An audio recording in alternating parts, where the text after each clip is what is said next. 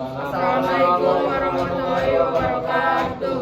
Kami dari kelompok 3 akan menjelaskan tentang indikator negara maju dan berkembang. Nama saya Muhammad Rifaldi Nova Pratama. Di sini saya akan menjelaskan pengertian dan karakteristik negara maju.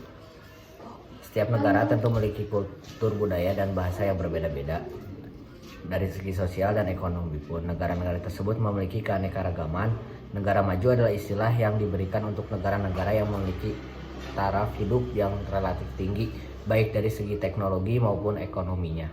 Pembangunan mereka itu bisa dilakukan secara merata, sehingga tingkat kesejahteraan juga tinggi. Pendapatan penduduk per kapita untuk negara maju biasanya di atas $2.000. Negara maju juga biasanya memiliki infrastruktur yang tertata lebih rapi dan canggih. Hal ini tak dipungkiri karena perilaku masyarakatnya juga lebih mudah diatur. Coba kamu lihat kondisi jalanan di negara Jepang yang bersih di mana-mana, nggak ada sampah yang berserakan. Hal itu juga didukung dari kebiasaan mereka yang biasanya lebih profesional dalam menyelesaikan suatu pekerjaan. Perkenalkan, nama saya Ayu Siti Nurjayanti. Pengertian dan karakteristik negara berkembang. Lain halnya kalau kita membahas tentang negara berkembang di mana kesejahteraan masyarakatnya masih lebih rendah. Mereka memiliki tenaga ahli yang masih kurang karena tingkat pengetahuan masih rendah. Hal ini tentu akan menyulitkan untuk bersaing dengan negara maju. Pengelolaan sumber daya, baik sumber daya alam maupun sumber daya manusianya juga masih bersederhana. Jadi hasilnya kurang maksimal.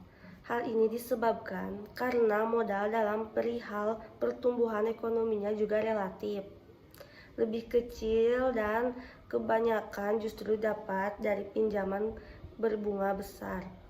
Tentu saja hal ini beresiko banget untuk mendapat kerugian yang semakin besar dan bisa menghambat pertumbuhan negara sendiri. Pendapatan penduduk per kapita untuk negara berkembang biasanya di bawah $2.000. Karena negara bergerak cukup lambat, akhirnya perkembangan infrastruktur juga melambat.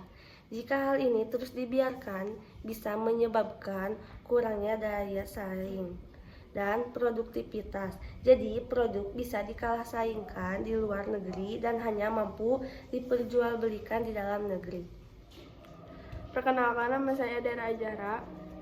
Apa saja sih yang menjadi indikator negara maju dan berkembang? Yaitu kualitas penduduk suatu negara itu bisa diukur dengan Indeks Pengembangan Manusia atau IPM yang dikenalkan oleh UNDP, United Nations Development Program, di tahun 1990.